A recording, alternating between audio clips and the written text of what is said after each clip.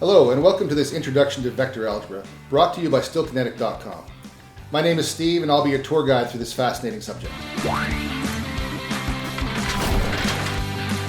Vectors show up all over the place in the study of science and engineering.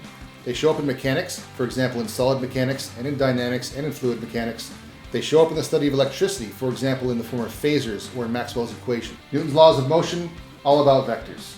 The behavior of aircraft and spacecraft and even the planets themselves, vectors. Electric fields are vector fields. Fluid flow is described in terms of vectors. Computer graphics require the manipulation of vectors. And the list goes on and on and on. So what will we cover in this course? Our goal is to provide a comprehensive introduction to physical vectors in 3 dimensions. The fact that this is an introduction means that we're going to stick to vector algebra. We're not going to cover any vector calculus at all. It also means that we're going to limit ourselves to vectors in physical space. So we're not going to look at the higher dimensional abstractions that show up in later studies. We'll look at what vectors are, how they're described and represented, how they're combined through addition and subtraction, how they're scaled by multiplication by scalars, and finally how they're multiplied by one another through the dot product and the cross product.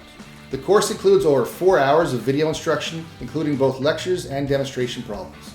It also includes 6 sets of practice problems, some of which have the answers provided, and 6 quizzes so that you can gauge your progress as you go. Along the way, if you need help, you can contact me and I'll give you all the guidance that you need. By the time we're finished, you'll be ready to use vectors in any basic, non-calculus application. You'll also be ready for more advanced study, including higher dimensions, rotation matrices, and even vector calculus if you already have a background in basic calculus. Now you may be wondering what you need to know to benefit from this course. You need 2 things. 1, you need to be really comfortable with algebra, and 2, you need to be really comfortable with trigonometry, and that's it. If you've had some prior introductory exposure to vectors, that would certainly be helpful, but it's not at all necessary. We start from scratch in this course, and we proceed as if you've never seen a vector before.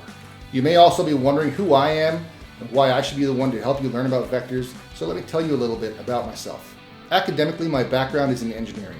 I've got an undergraduate degree in mechanical engineering and a master's degree in aerospace engineering. Professionally, I've spent 3 years teaching mechanical engineering at a college in the Middle East.